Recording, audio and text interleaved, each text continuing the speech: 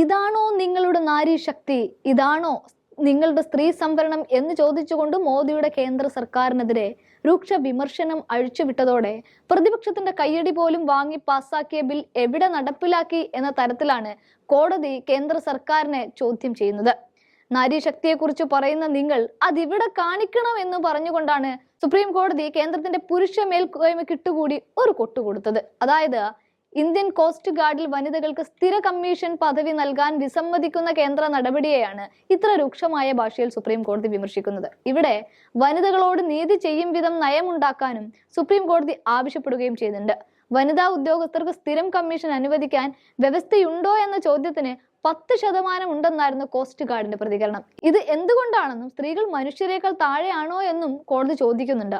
നാവികസേന അടക്കം സ്ഥിരം കമ്മീഷൻ അനുവദിക്കുമ്പോൾ കോസ്റ്റ് ഗാർഡ് പിന്നോക്കം പോകുന്നത് ചൂണ്ടിക്കാട്ടിയ കോടതി ഇക്കാര്യത്തിൽ ജനറൽ ന്യൂട്രൽ പോളിസി നടപ്പിലാക്കാൻ കേന്ദ്രത്തോട് ആവശ്യപ്പെടുകയും ചെയ്യുന്നുണ്ട്.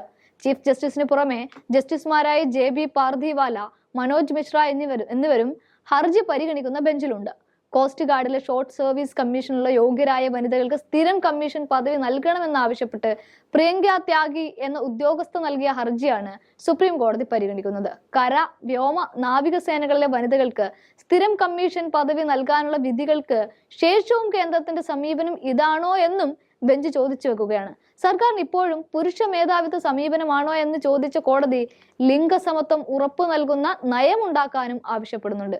അതേസമയം മോദിക്കെതിരെ സുപ്രീം കോടതി ഇലക്ട്രൽ ബോണ്ട് അടക്കമുള്ള കാര്യത്തിൽ വിധി പുറപ്പെടുവിച്ചപ്പോൾ സുപ്രീം കോടതിയെ തന്നെ കളിയാക്കിക്കൊണ്ടാണ് മോദി രംഗത്ത് വരുന്നത്. അതിന് കൂട്ടുപിടിച്ചതോ ശ്രീകൃഷ്ണനെയും.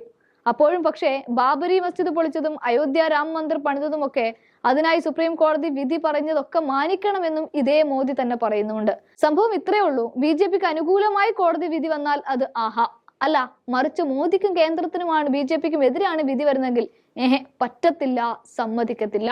എന്തായാലും BJPയുടെ നാരീശക്തി എന്താണെന്ന് ഇവിടെ കാണിച്ചേ പറ്റൂ എന്ന് കട്ടായം പറഞ്ഞിരിക്കുകയാണ് സുപ്രീം കോടതി.